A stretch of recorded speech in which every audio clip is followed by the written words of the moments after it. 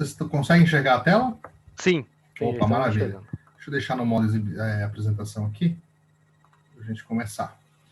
Meus queridos, é o seguinte, primeiro, obrigado pelo convite, é um prazer poder bater um papo com vocês sobre investimentos e, poxa, todo mundo fala para mim sempre que o pessoal da tecnologia sabe, a profissão que está sempre na crista da onda aí nos últimos 20, 30 anos, né? Os caras ganham dinheiro como poucos nesse mundo, então agora é a hora de entender onde é que vocês vão colocar esse dinheiro todo que vocês ganham, né? E aí, como é que nós vamos potencializar e antecipar a aposentadoria? O papo é esse, tá? Então, primeiro, só para apresentar rapidinho, meu nome é Ronaldo Madeira, eu sou contador de formação, mas sempre atuei na área de gestão, então a graduação foi em contabilidade, mas eu fiz pós em auditoria, controladoria, e também na área de gestão empresarial, e depois o mestrado foi em administração, e o doutorado que eu estou finalizando agora também na área, é um doutorado dupla titulação em contabilidade e administração, então sempre estive na área financeira, estou muito tempo em banco, em departamentos financeiros de multinacional, de empresas de grande porte, tal. Então a área financeira sempre estive envolvido de alguma maneira nessa área financeira, né? E nos últimos 15 anos, eu também sou professor universitário, e nos últimos 15 anos eu comecei a atuar mais forte e comecei a entender cada vez mais as possibilidades de investimento, né?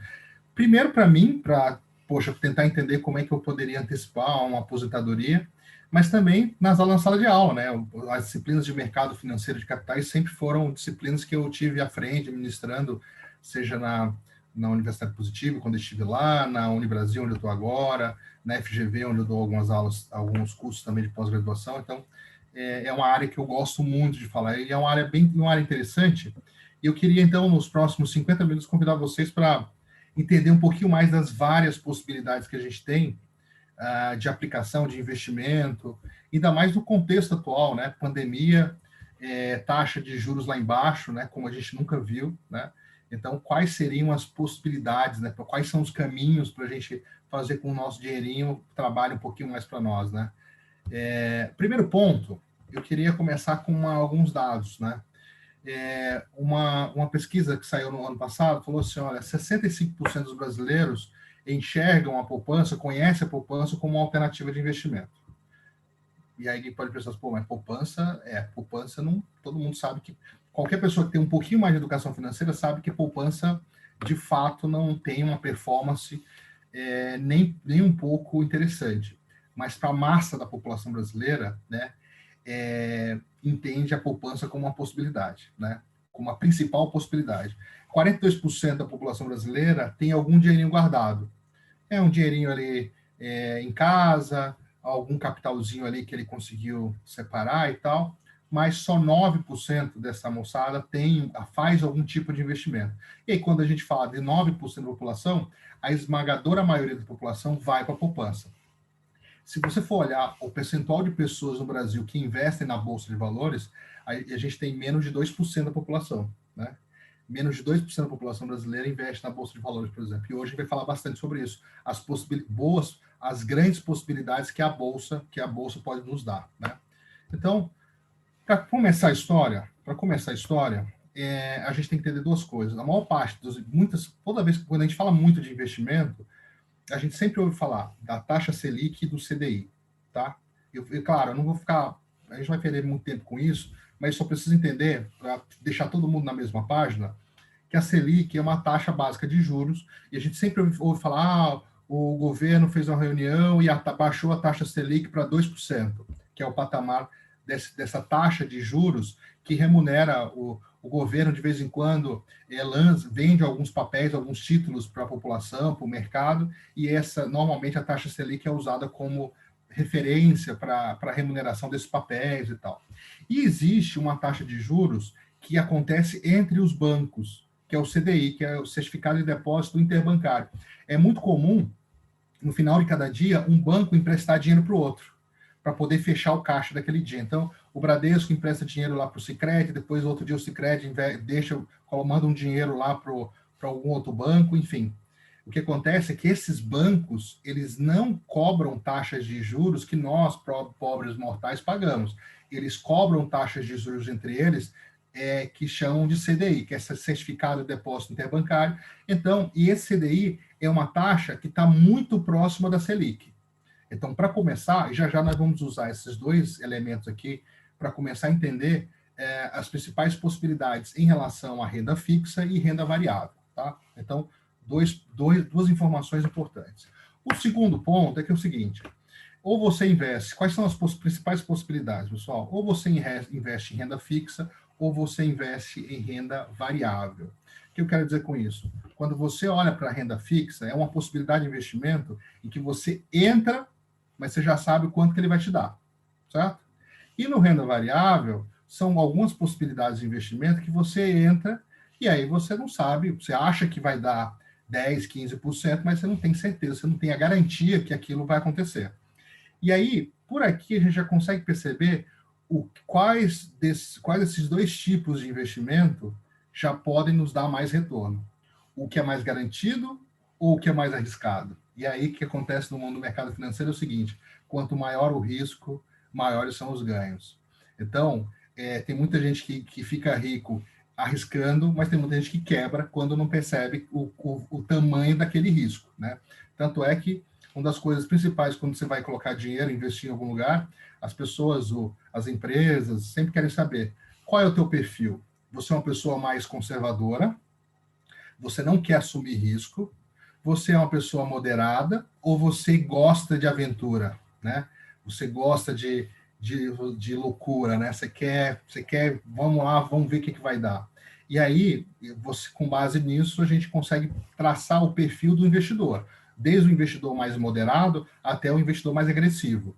É claro, o investidor mais moderado, ele tem uma tendência a colocar o seu dinheiro em aplicações de renda fixa, como, por exemplo, um CDB, que é um Certificado de Depósito Bancário. Os bancos vendem papéis, você chega lá no Bradesco, no Itaú, no Sicredi, seja lá onde for, você chega na instituição financeira e fala assim, meu queridão, eu tenho aqui 20 mil reais e eu gostaria de investir isso em um CDB. Aí o gerente do banco fala assim, tá, então nós temos algumas opções aqui para 30, 60, 90, para 2 anos, e aí você compra esse papel, na verdade você está emprestando dinheiro para o banco, e o banco vai dizer para você, olha, você vai poder resgatar esse dinheiro aí você pactua o prazo com o cara, né, com a instituição financeira, ó, você pode pegar esse dinheiro daqui a 120 dias ou daqui a 3 anos, e nós te prometemos uma taxa de juros de 2,5% ao ano. Tá bom para você? Se tiver bom para você, fecha o negócio, o dinheirinho fica parado lá, aí já não vamos falar sobre liquidez, né? Dependendo do tipo de contrato, se você tirar esse dinheiro antes, você paga algumas multas, algumas taxas de administração, eles aumentam. Então, na prática, o investidor mais moderado que quer investir em renda fixa, e eu trouxe para vocês o quanto que está rendendo as principais possibilidades de renda fixa no atual contexto, você tem uma rentabilidade menor, mas você tem a garantia que no final daquele período, aquele dinheiro vai estar te esperando. Ah, mas se o banco quebrar, existe um fundo garantidor, que é como se fosse um grande seguro, as instituições financeiras no Brasil fazem parte desse consórcio, desse fundo garantidor, e aí se o banco quebrar, existe um valor até 250 mil reais ali por CPF, por instituição financeira, e aí você pega o dinheiro de volta. Né?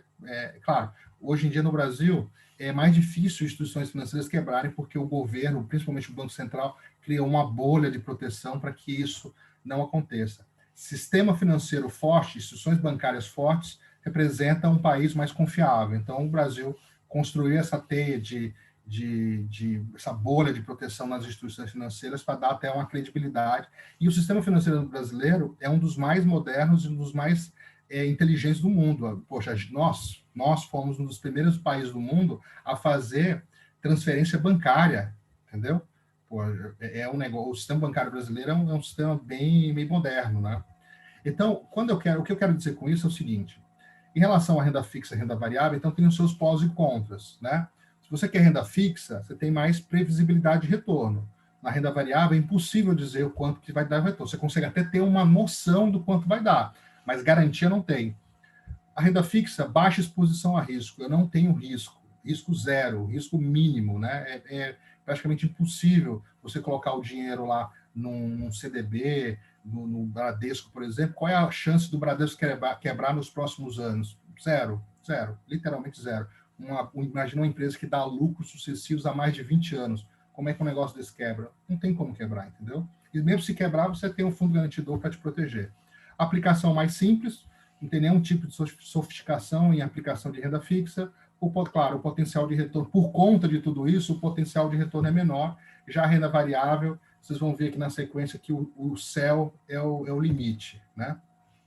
E quando você vai para a renda fixa, a gente tem algumas possibilidades, principalmente títulos do Tesouro, que aí são os papéis comercializados pelo governo federal, e já eu vou entrar para mostrar o quanto que isso está rendendo, vou compartilhar uma tela com vocês aqui.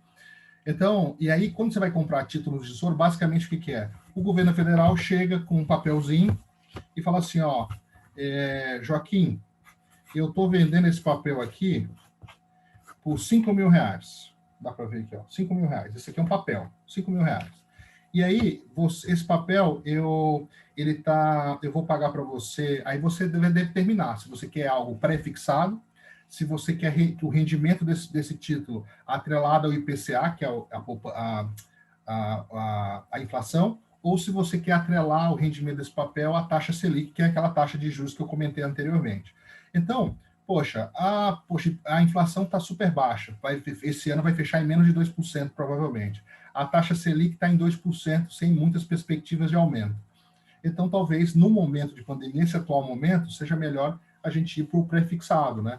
Porque aí o governo vai dizer, olha, então esse papel que tem um preço de R$ 5.000, eu vou comprar de você de volta daqui a 10, 5, 10, 15 anos, pagando uma taxa de, sei lá, de 4,5% ao ano, de 5% ao ano. E aí você verifica o que você quer apostar num pré-fixado ou, é claro, se você for num pré-fixado e a inflação, a Selic estourar, você vai começar a perceber que talvez fosse melhor investir no outro papel. Mas, basicamente, você compra um título do governo e o governo te paga, te compra de volta esse título dentro de um prazo determinado a uma taxa de juros pré-definida. Beleza. E o que acontece nesse problema? O risco rende mais do que a poupança, né? Qualquer coisa rende mais do que a poupança, mas a grande vantagem é que o risco do governo não te pagar é muito pequeno, porque assim, ó, isso representaria um calote, certo? E um país dando calote nos seus títulos é a pior coisa que pode acontecer. Em 2008, na crise norte-americana, existiu a possibilidade do governo americano dar um calote e não pagar os seus títulos, né? Tanto é que o Obama, na época, foi ao Congresso pedir um aumento do limite de endividamento dos Estados Unidos. E aí foi uma briga no Congresso, até que o Congresso percebeu que se não aumentasse o limite de endividamento, literalmente os Estados Unidos não iam pagar os seus títulos. Isso ia causar uma confusão gigantesca no mercado financeiro. Então, um país não pagar o seu título é um negócio praticamente, principalmente um país sofisticado como o nosso, é um negócio praticamente impossível. Nem que ele emita uma outra dívida para pagar isso, mas ele, de algum jeito, ele vai pagar. O outro título são os títulos privados, né? Que aí eu estou falando de empresas que vendem esses títulos, principalmente as instituições financeiras. Aí eu estou falando de um CDB, que é o Certificado de Depósito Bancário, que é o mais comum, que eu estava comentando com vocês. Você pré-define uma data, coloca o seu dinheiro lá, e aí ajusta com o banco a rentabilidade, o quanto que você quer. Claro que essas rentabilidades, normalmente, a gente quando entra no site do banco, a gente vê lá, CDB do Banco Bradesco pagando 110% do CDI. Poxa, se o CDI está em torno de 2%, então eu sei que essa aplicação em CDB, dentro lá de 2 anos, vai me pagar 2% mais 7%, né? 107% dos 2%. Então vai dar 2% nos quebradinhos, certo? E aí tem que pagar imposto de renda, né? Que eu vou comentar aqui já, ó. Tanto o título do Tesouro Público, do Tesouro Direto, do governo, como a maioria dos títulos privados, você tem que pagar o teu dízimo aí para o governo federal, entendeu? E esse imposto, ele é regressivo. Quanto mais tempo você deixar a aplicação rodando, menos imposto você paga. Então, se você deixar menos de 6 meses, vai pagar 22,5%. Se você deixar mais de 2 anos, aí você paga 15% de imposto de renda sobre o ganho, sobre o que você ganhar. Então, você paga, quando você resgatar o dinheirinho, você vai lá e paga a tua cota aí para o governo federal, certo? E aí, existem algumas possibilidades também, se você perguntar, bom, mas não tem nenhuma que não tem imposto de renda? Tem, como, por exemplo, letra de crédito imobiliário e a letra de crédito do agronegócio. São dois papéis que os bancos vendem para fomentar a compra de imóveis, que é o LCI, e o LCA é um dinheiro que você empresta para o banco e o banco empresta para o agronegócio, né, para produzir, para plantar, enfim. E aí, esse tipo de aplicação, é claro, vai render um pouquinho menos do que o CDB, mas não paga imposto de renda. Ainda é livre de imposto de renda. Ninguém sabe o que vai acontecer, porque a conta está ficando tão cara em relação à pandemia, que, é claro, a gente sabe que não existe almoço grátis, né? Algum aumento de carga tributária deve acontecer nos próximos anos para compensar o rombo que ficou por conta da pandemia. E aí, outras possibilidades é você comprar.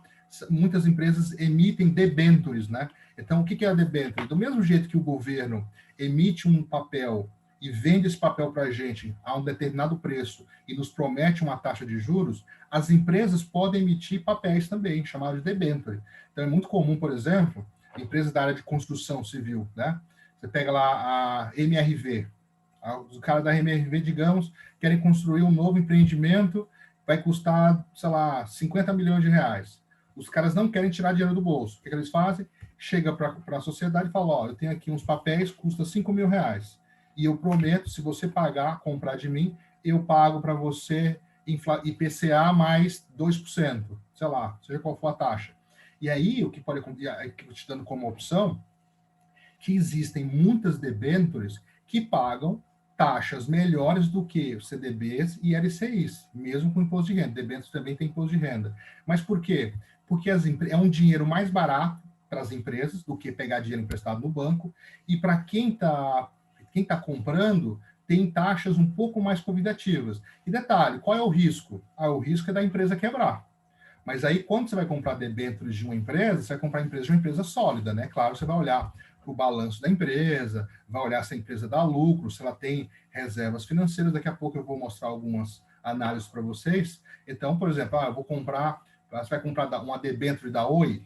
Não, né? A Oi está quebrada, a Oi está em recuperação judicial. Agora, você vai comprar uma debênture da VEG Transformadores? Claro, a VEG é uma empresa super saudável, é uma das empresas mais modernas que a gente tem no país. Então, se a VEG emite uma debênture e a taxa está melhor do que um CDB, um LCI, vai na fé, porque a VEG não quebra tão cedo, entendeu? Então, é uma possibilidade. E aí, além dos CDBs e LCIs e LCAs que os bancos vendem. E aí que eu queria começar a primeira sugestão. Fuja das opções que o teu gerente de banco te oferecer. Você foi lá no teu banco, o teu gerente falou assim, meu queridão, eu tenho aqui uma opção para você, é o teu perfil, um CDB, lá, foge, cara, foge. Pega o empréstimo lá que você está precisando e, vaza. Por que eu estou falando isso? Principalmente os grandes bancos, eles não vão te oferecer a melhor opção disponível. Por que eles não vão oferecer? Porque é justamente isso que torna eles grandes, entendeu? O banco, ele empresta dinheiro com juros altos e remunera investidor com juro baixo. E é isso que faz ele ser o que ele é. Agora, é claro que muita gente vai, claro, porque é um banco sólido, que você quer construir uma boa relação com o teu gerente, às vezes você precisa de um crédito imobiliário para comprar uma casa, um apartamento, aí você precisa ter alguns produtos ali, algum relacionamento, às vezes você vai lá e compra um CDB, um LCI lá na tua agência. Mas saiba, se você fizer um rastreio no mercado, você vai perceber, principalmente, que os pequenos bancos, principalmente os bancos de cooperativa, têm grandes opções bem distintas dos grandes bancos. Esse é um ponto. Uma outra questão, aqui eu queria começar a mostrar para vocês, algumas possibilidades e o que anda rendendo, então. O que anda rendendo os títulos que a gente tem por aí. E olha só, isso aqui, nos últimos 12 meses, aqui tem uma plataforma de investimentos do Estadão, né, do Estado de São Paulo, do jornal Estado de São Paulo, e aqui ele mostra algumas aplicações de renda fixa que renderam no último ano algo em torno de 4%. Só que a inflação do ano passado esteve em torno de 4%. E aí, quando você desconta a inflação, Olha o ganho real, 0,36, descontando a inflação, 0,35, 0,31, né? E aí, o que eu quero te dizer aqui é o seguinte, renda fixa é um negócio interessante? É um negócio seguro, tá? Renda fixa vai aumentar o teu capital, o teu patrimônio de um jeito exponencial? Não vai, mas ele vai te dar a segurança de que aquele capital que você colocou lá não vai fugir. Esse é um ponto, tá? Um outro ponto, quando a gente vai para os títulos do Tesouro, a gente tem algumas opções aqui. Por exemplo, aqui eu entrei no um das corretoras que eu compro e vendo ações é o Clear, né? Que não é lá essa espeteca toda, mas ele, pelo menos ele não cobra taxa. Então, quando você vai olhar os títulos do governo, então, por exemplo, tem alguns títulos aqui para vencer, aqui é a data do vencimento, né? Então, por exemplo, alguns vão vencer lá em 2035. Então, ó, eu compro um título agora, agora, claro, se eu vou comprar um título do governo e com vencimento para 2030, 2035, tem que ser um dinheiro que não vai fazer falta, entendeu? É um dinheiro que está guardado e que você pode deixar e esquecer esse dinheiro lá. O que vai render? No caso aqui desse Tesouro IPCA mais 35, você resgata esse título lá em 2035 e o governo vai te pagar a inflação mais 4,15%. Interessante, né? Claro, você vai ter que deduzir imposto de renda, mas é interessante, superior a algumas possibilidades que a gente tem por aí. Uma outra questão que eu queria mostrar para vocês existem uma série de ferramentas hoje no mercado que podem, digamos, tá? Primeiro eu estou conversando aqui para o investidor conservador, tá? Depois vamos falar para os mais agressivos. Para o investidor conservador, existe uma série. Se você colocar no Google assim, ó, comparador de investimento. Aqui, claro, eu estou na corretora Rico, né? Que é, se não me engano, do grupo lá da XP Investimentos, que é do Itaú. Mas existe uma série de ferramentas que eles cruzam todos os principais papéis da maioria das instituições financeiras. Então, se você tem um perfil mais conservador, não, eu quero investir num papel, não quero correr risco, não quero me estressar com bolsa de valores, então você pode, por exemplo, fazer um comparativo. Então, por exemplo, eu vou comparar com a poupança, né? A seguinte situação, eu vou colocar lá 20 mil reais, vou investir 20 mil reais durante 5 anos. E aí, se você for comparar CDB, letra de câmbio, né, que são aplicações atreladas à moeda estrangeira, o LCI, LCA, que são papéis de renda fixa, com a poupança, então, por exemplo, depois de 5 anos, olha só como rende pouco, né? Depois de 20 anos a poupança, depois de 5 anos a poupança, os 20 mil reais, vai te dar mais ou menos um ganho de 520 reais. Nossa Senhora. Descontando, se você vai levar em consideração o custo do dinheiro no tempo também. Então, você investe 20 mil, resgata 21.400 e pouco. Então, ganha aqui, na verdade, aqui 1.400 e alguma coisa, em 5 anos. Se você pegar esses 20 mil reais e investir num LCI, que é uma letra de crédito imobiliário, que renda 90% do CDI, isso vai te dar quase 2 mil reais, mas em 2 anos, né? Um LCA, também praticamente a mesma coisa. E um CDB, um pouquinho mais, nada excepcional. E aí, assim, ó, normalmente nesses investimentos de renda fixa, você vê, assim, uns bancos menores te pagando 120% do CDI, 125% do CDI, já é um negócio estratosférico. Então, 120% de CDI, a gente está falando de um CDI de 2% ao ano, em torno de 2% ao ano. Então, 116% de 2%, e aí, né? Mas você tem a garantia de que esse dinheiro vai voltar e que você vai ter esse pote de ouro aí no final desses 5 anos. Claro, você pode comprar mais e aportando mais dinheiro, e aí... Então, se você tem um perfil mais conservador, esse é um caminho. Comprar títulos, tanto de bancos públicos como privados, ou papéis do Tesouro, que é um investimento interessante, né? Para ter um rendimento para renda fixa ali interessante, ou debêntures, que talvez de todos sejam os que estejam pagando melhor. Uma outra coisa que é muito comum para quem é um pouquinho mais sofisticado em relação a investimento, eu quero investir. Quando a gente fala em investimento, normalmente você investe pensando num objetivo, tá? E é legal que você tenha um objetivo. Qual é o objetivo? Comprar um carro daqui a 5 anos, dar entrada em um apartamento, fazer uma viagem dos teus sonhos daqui a 3, 4 anos. É legal que a gente tenha esses objetivos. Se não tiver objetivo, você vai juntando, mas você não sabe por que você está juntando, nem a quantidade, né? Então, se você quer fazer uma viagem dos sonhos com a tua família daqui a 5 anos, que você vai estar completando, sei lá, 10, 15 anos de casado, você tem que saber o quanto, qual é a meta e saber o quanto você precisa juntar. Se você simplesmente está juntando, um mês R$ 500 está bom, no outro mês 150 está ótimo, no outro mês você não investiu nada, está tudo certo, porque você não tem um objetivo. Então, partimos para o objetivo. Um ponto interessante que aí muita gente no Brasil está fazendo, principalmente por conta da dificuldade que a Previdência Pública tem em continuar ativa, viva, é as pessoas pensando em ter previdência privada como forma de completar a aposentadoria lá na frente, né? E aí, do mesmo jeito, existe uma série de bancos, e só colocar no Google, simulador de previdência privada, você vai encontrar vários, né? Então, no caso aqui, eu estou colocando aqui no Brasil Prev, que é um portal lá acho que se não me engano, da Brasil Seguridade, né? Você pode fazer um simulador para ter uma noção de quanto você precisa, né? Tipo, digamos que a tua idade atual seja 40 anos, sexo masculino, e eu quero me parar ali em torno dos 70. Meninão ainda, de tudo, né? Hoje em dia, 70 é um meninão, né? Quanto você gosta de investir, quanto você gostaria de investir por mês? Ou então, quanto você gostaria de receber por mês? Ou então, quanto você gostaria de acumular? Essa calculadora te dá essas possibilidades. Então, se eu quiser ter uma renda complementar de R$ 4.000, aí eu junto com a minha aposentadoria, mais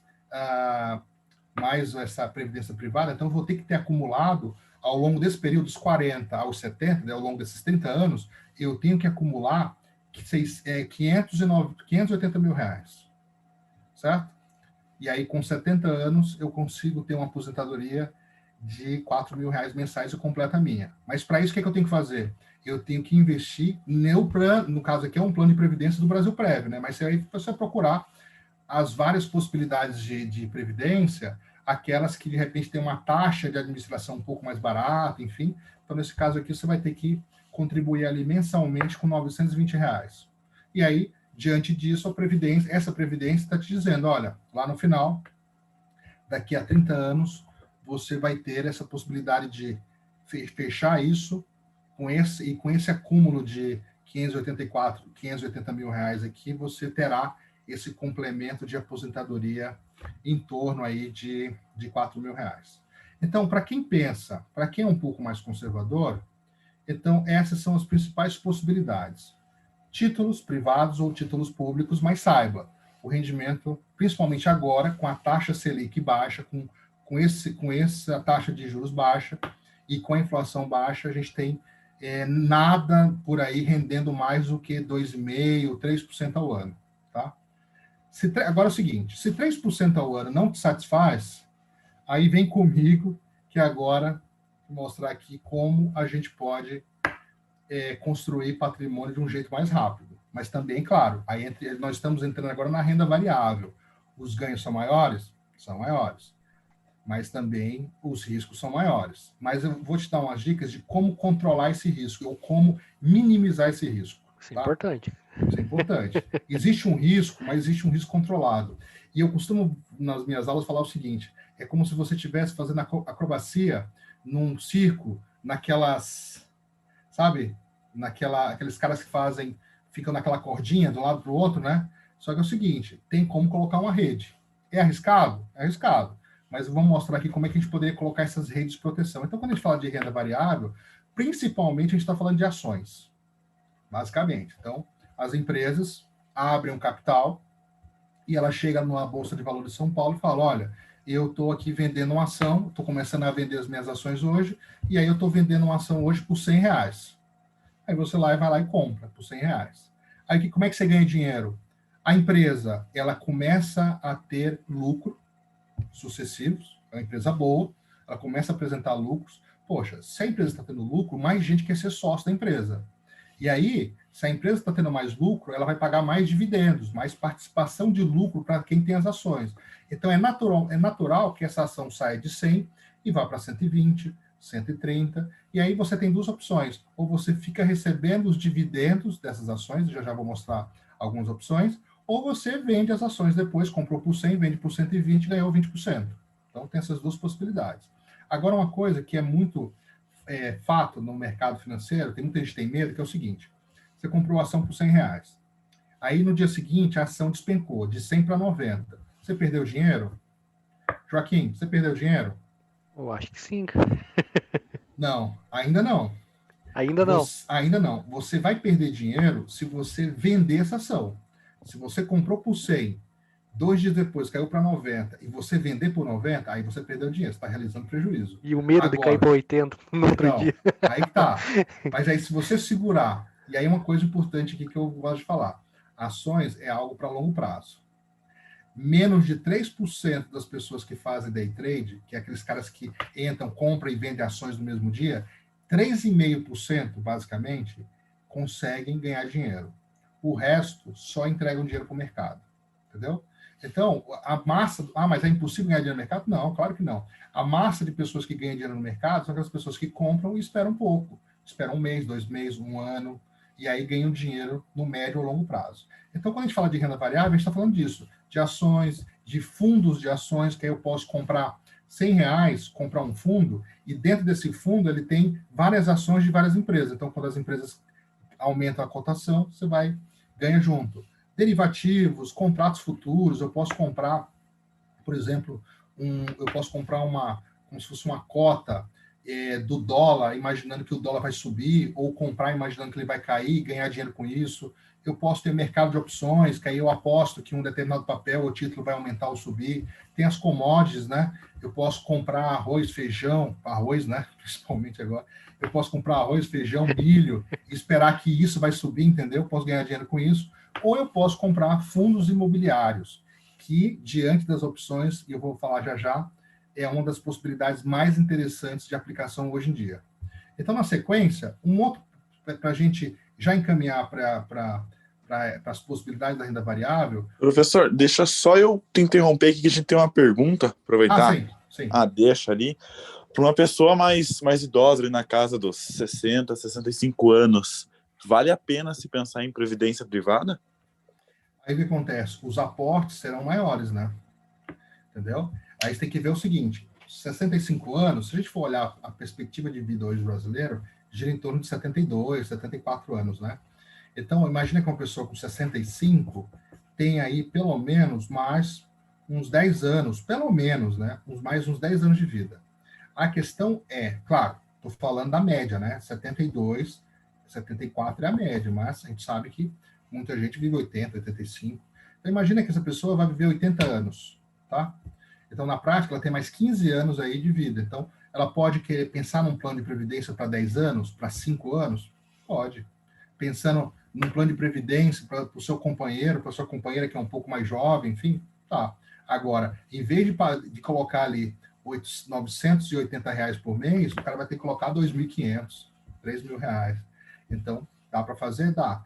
Agora, principalmente porque com 65 anos, essa pessoa está em vias de se aposentar, né? 65, 70 anos, e é claro que essa idade da aposentadoria vai aumentar cada vez mais. Dá para fazer? Tá. Agora, o aporte financeiro vai ter que ser maior, tá?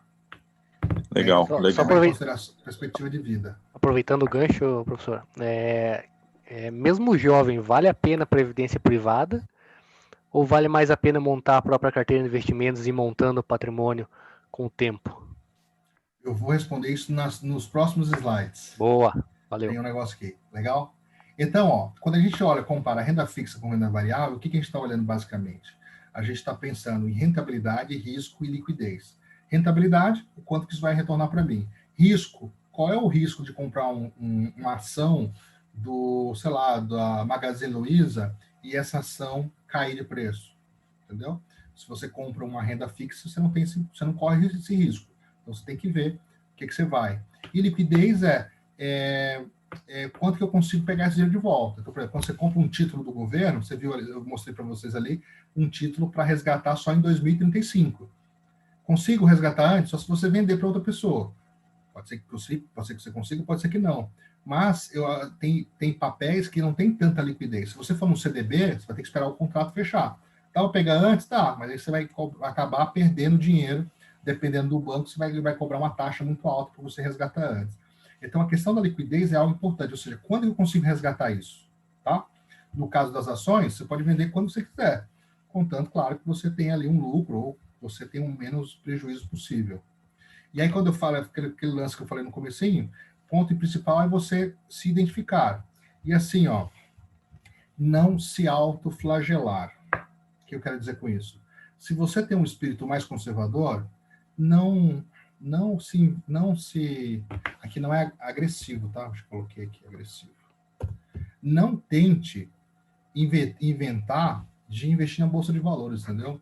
Se você é conservador, tenta achar uma aplicação, porque senão você vai ficar sofrendo, as ações oscilaram, você vai ficar aquela angústia e tal. Eu acho que a gente tem que ter uma inteligência financeira para adequar o teu perfil com as possibilidades.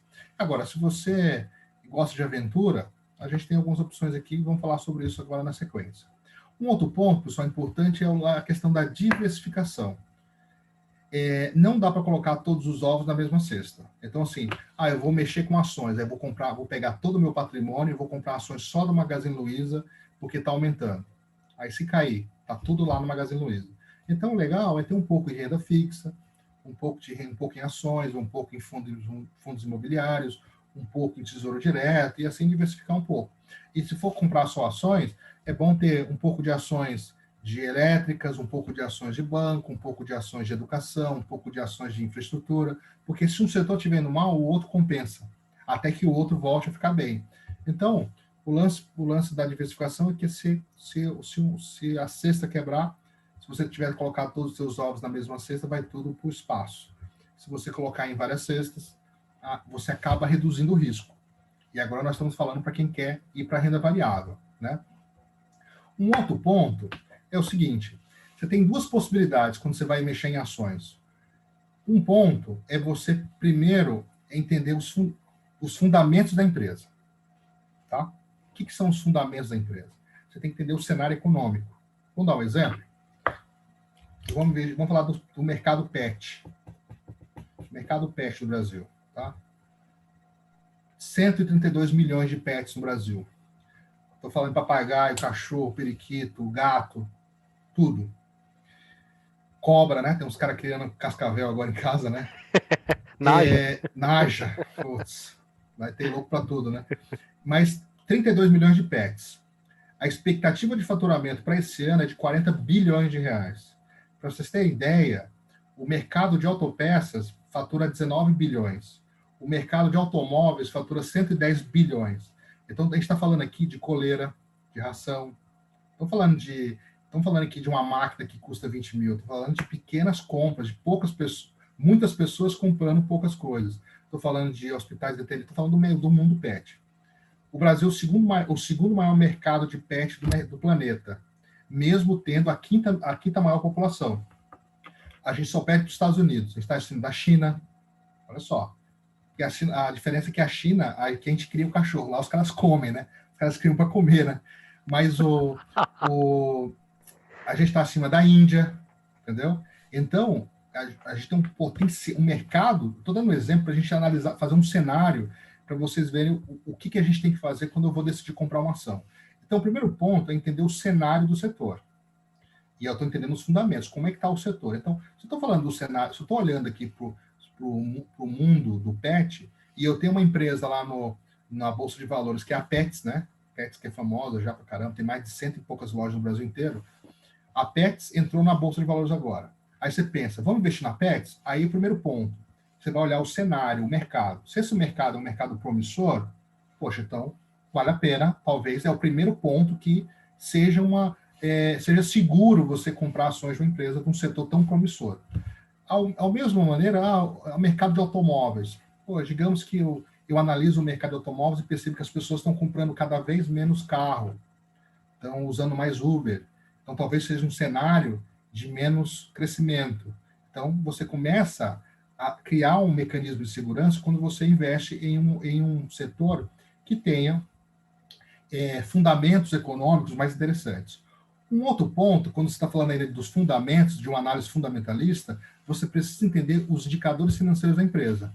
E eu queria te convidar para entrar num site aqui comigo, que é o seguinte, O site chama Status Invest, tá? Nós estamos vendo o PowerPoint, só, professor. Como é que eu faço para compartilhar isso aqui? Peraí. Acho que só... já sei. Eu tenho que entrar e... Ó. Agora foi. Isso, perfeito. Maravilha. Poxa, então quando eu compartilhei a outra tela, acho que vocês não viram aquela tela da Selic. Não. Achei, a gente achou que fosse só. Depois eu mando para o Joaquim os slides para ele poder compartilhar. Perfeito. Pode ser? Claro, Perfeito. com certeza. O que eu fiz? Eu mostrei esse... Ó, não sei se vocês estão vendo aqui. Eu mostrei essa tela aqui. Ó, agora vocês estão vendo? Sim, agora sim. Agora... Né? Eu mostrei essa tela que mostrava as principais aplicações de renda fixa, né? Mostrando que está com ganho um pouquinho e tal. Depois eu mostrei uma outra tela. Deixa eu só compartilhar aqui. Que aí essa outra tela mostrava as principais aplicações do Tesouro Direto, que é essa tela aqui, o quanto que está rendendo, né? Eu estava falando desse IPCA 2035 com inflação mais 4,15, né? E aí eu queria voltar, então, um outro ponto que nós precisamos fazer é entender os indicadores financeiros. Então, quando eu entro, e aí a primeira dica de site, eu gosto muito desse site aqui chamado Status Invest. Ele é grátis, ainda é grátis, porque já os caras vão cobrar, porque eles são muito bons. E aí você pode colocar, achar qualquer ação de qualquer empresa da Bolsa de Valores. Aqui no caso, eu coloquei, se eu colocar lá o Pets, ele vai aparecer a Pets, que é a empresa que a gente está usando como exemplo aqui, né? E aí, quando eu vou aqui nos indicadores, existe uma série de indicadores aqui que mostram que a empresa é uma empresa saudável financeiramente. Por exemplo, para cada liquidez corrente, que mostra que para cada R$1 de dívida, ela tem R$1,24 de ativos, né, de bens e direitos para honrar isso. Mostra que ela está dando um retorno para os sócios em torno de 14% ao ano, que é uma rentabilidade super interessante. Assim, o ponto principal, e aí eu estou criando mais uma rede de proteção. Pô, vocês são da tecnologia, vocês sabem disso, né? Estou criando, nem sei como é que chama isso na tecnologia, né? Você está criando mais um filtro de proteção, digamos assim. É uma salvaguarda, né? Um backup. Um backup, Daniel, muito bem, isso aí. Então, primeiro, você entendeu o setor, se o setor é promissor ou não. Criei um filtro. Segundo, eu estou criando um outro filtro aqui, entendendo que essa empresa é uma empresa com bons indicadores financeiros, uma empresa que dá lucro. Deixa eu pegar uma outra aqui, digamos, vamos pegar aqui Bradesco. Banco não tem erro, né? Banco é uma maravilha. Vou colocar aqui, ó, a Bradesco. Então, quando eu olho os indicadores do Bradesco, ó, se bem que o Bradesco está pior que a Pets, né? Não sei. Tá louco o Bradesco, tá perdendo para a loja de ração, né? Mas assim, ó, esse site é interessante que eu posso fazer uma busca da seguinte maneira. Eu posso vir aqui e eu posso fazer uma busca assim, ó. Fazer uma busca avançada, qualquer tipo de ação, e eu quero buscar só o seguinte, por exemplo, eu quero buscar empresas que tenham liquidez legal, acima de 2%, acima de 1,5%, e eu quero empresas que tenham rentabilidade acima de 10%, de 15%. Vou colocar alguma coisa aqui. Aí eu mando buscar. Ele faz um filtro, ele vai trazer para mim só empresas que têm alta rentabilidade ou empresas que têm uma boa margem de lucro, né? Então, por exemplo, ele está buscando aqui, ó, se eu for buscar em relação à rentabilidade, eu posso, tem empresa aqui que é maravilhosa, né? Tem umas aqui que são muito boas de rentabilidade. Então, por exemplo, vou pegar um aqui, pegar um aqui qualquer, ó, pegar essa última aqui. Estou falando da GPC Participações. De repente pode ser uma empresa de construção, seja lá o que for. Então, são empresas que têm aqui uma rentabilidade de 35% ao ano, quase, e com a capacidade de pagamento muito boa. O que eu quero dizer para vocês aqui é o seguinte, essa ferramenta, ela pode dizer, aqui ele mostra o quanto que a empresa está aumentando os seus lucros ao longo dos 5 anos e o como que ela está aumentando as suas receitas nos últimos 5 anos. Então, eu te aconselho a criar esse novo filtro, que é o seguinte, vem aqui no site e aí você faz um filtro e só busca empresas que são saudáveis financeiramente. Então, você está criando aí o primeiro filtro, o mercado, o setor. O segundo filtro, a questão dos indicadores financeiros, certo?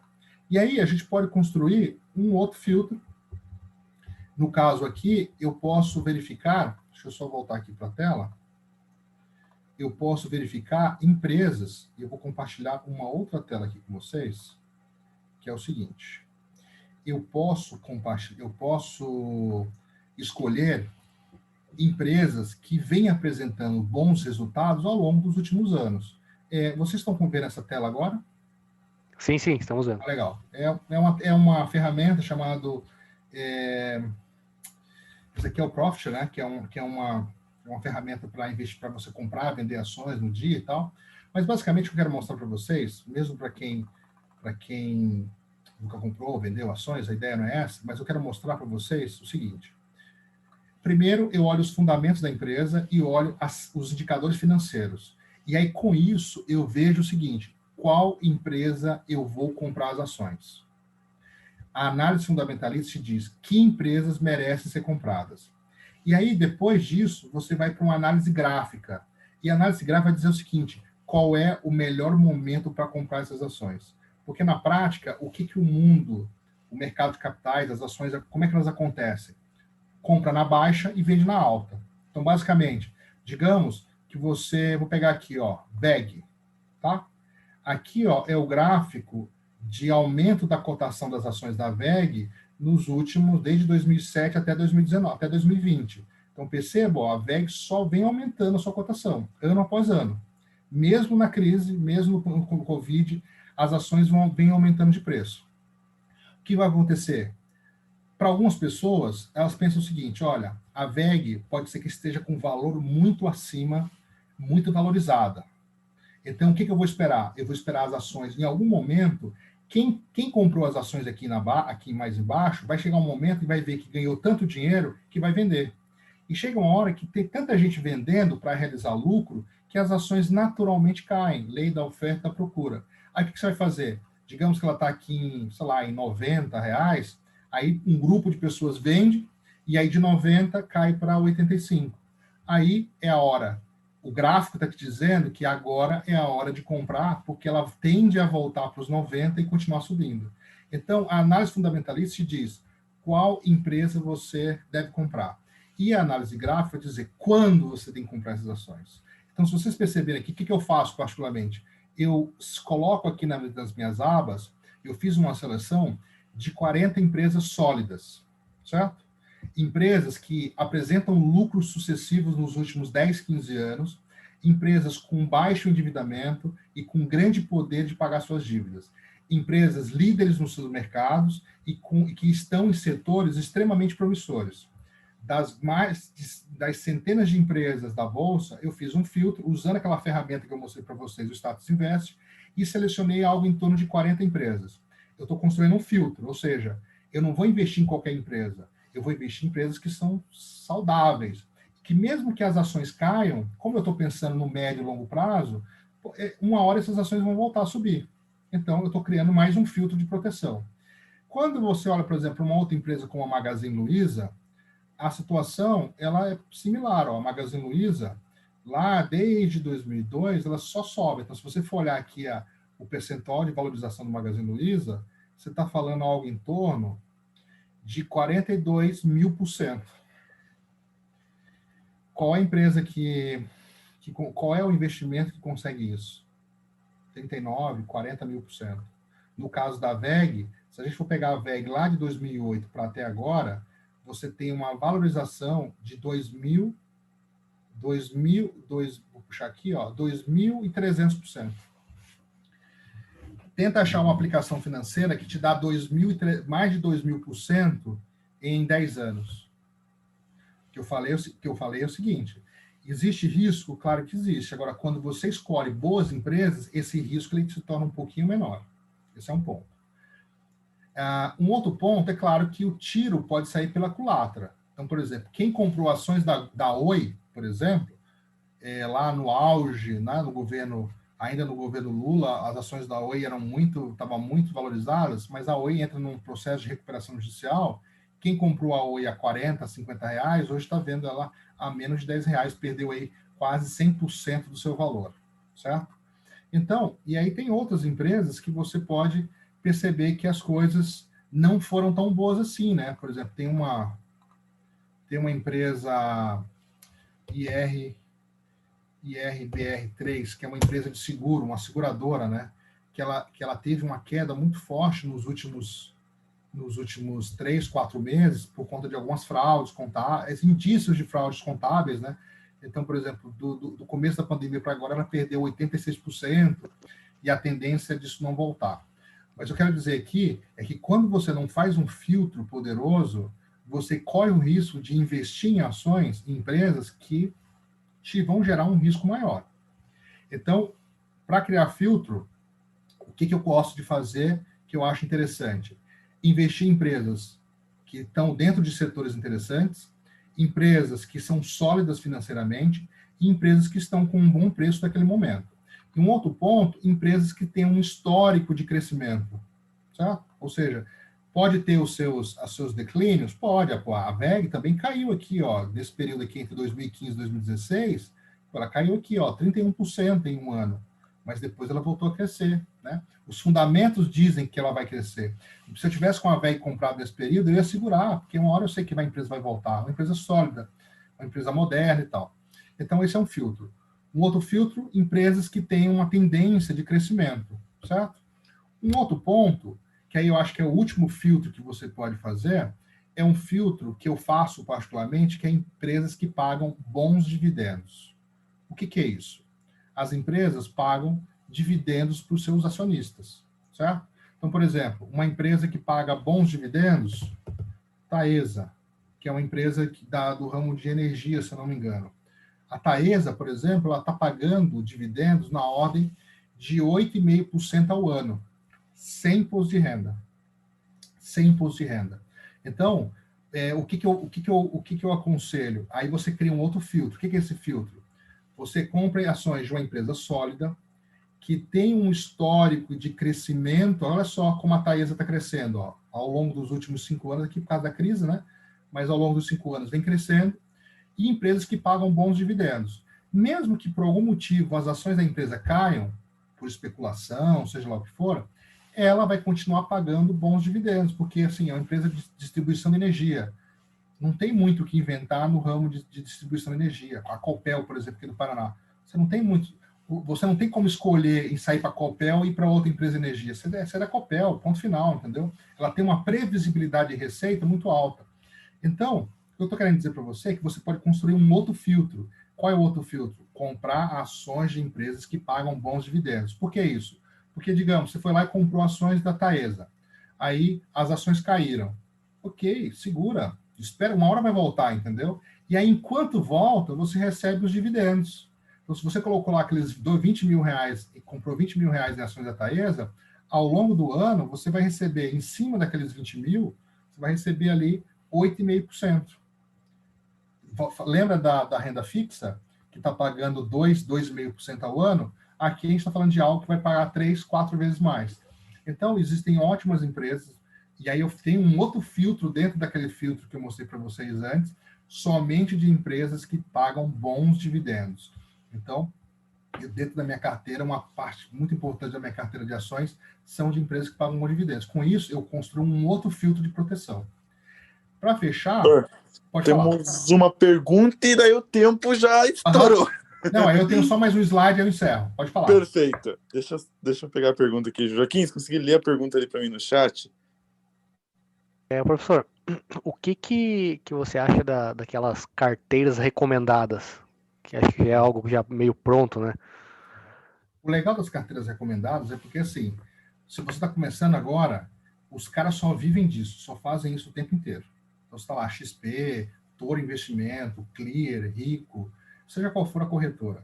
Os caras só fazem isso da vida. Então, imagina lá, por exemplo, estou falando de um cara lá como o Alberto, o Joaquim, o Daniel. Imagina que o Daniel só faça isso da vida. Ele fica 24 horas por dia analisando empresas do setor elétrico, por exemplo.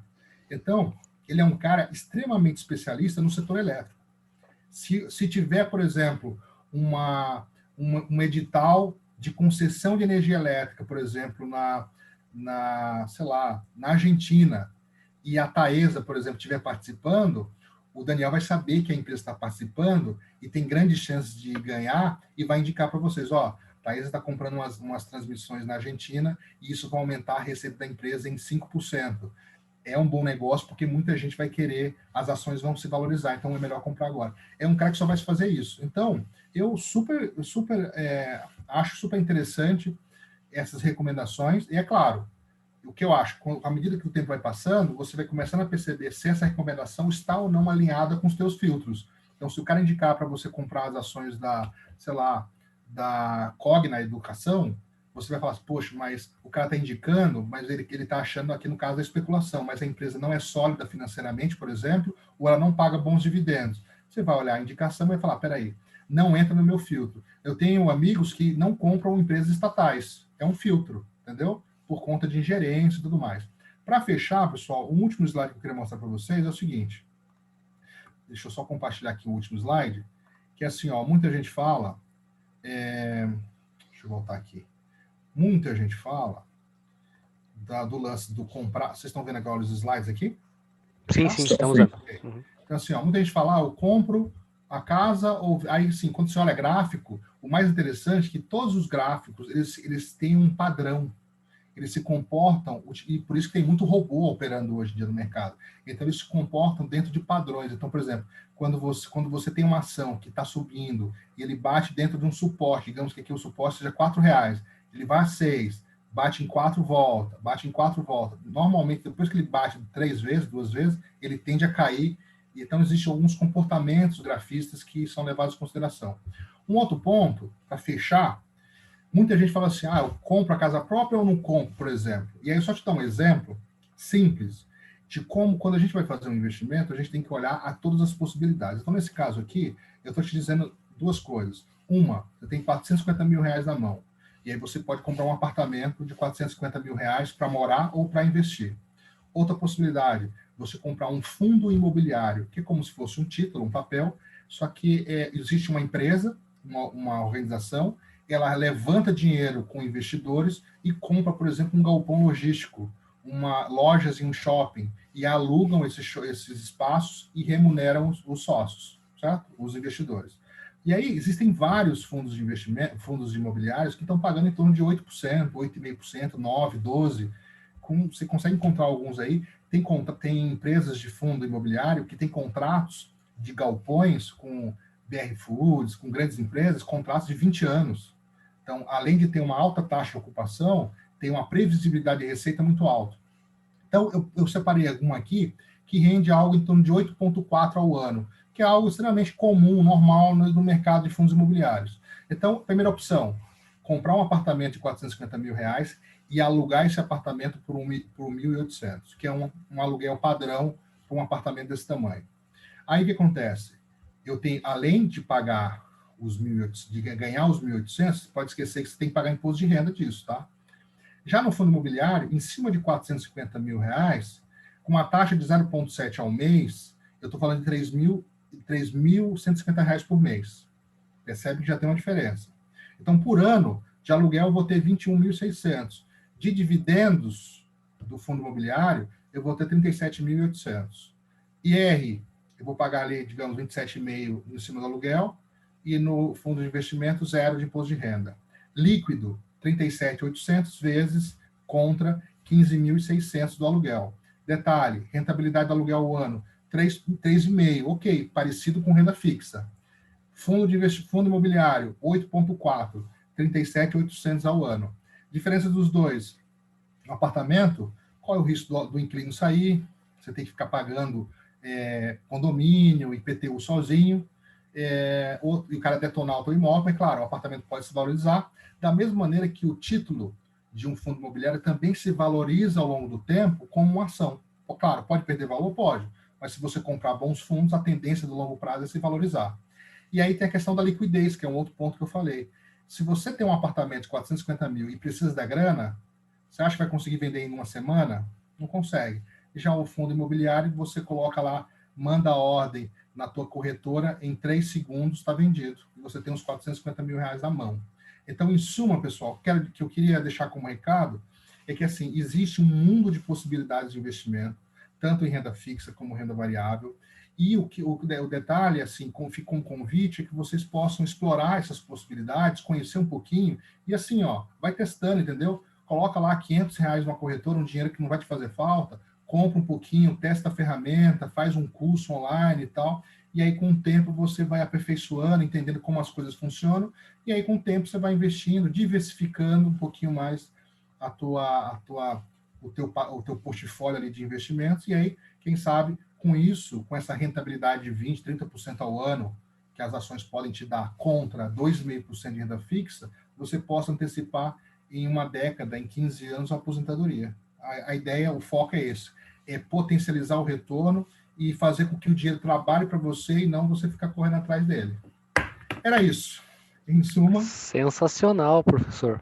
O tempo é curtinho, mas... O assunto é igual a gente falou na outra apresentação, acho que se pudesse a gente ficava mais tempo aqui, porque além de ser um assunto que interessa, mexer no bolso da gente também é importante.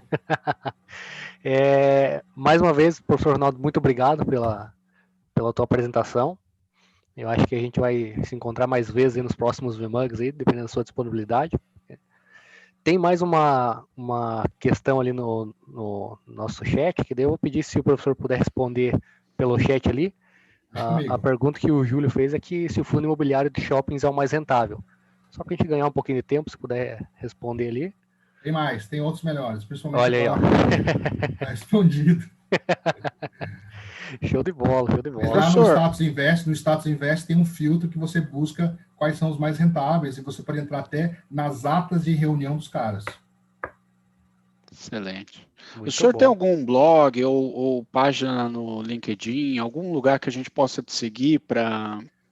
Por enquanto não, mas no Face, eu estou no Face, no Instagram, Ronaldo Madeira. No Face é mais fácil, que é a rede social que eu mais entro.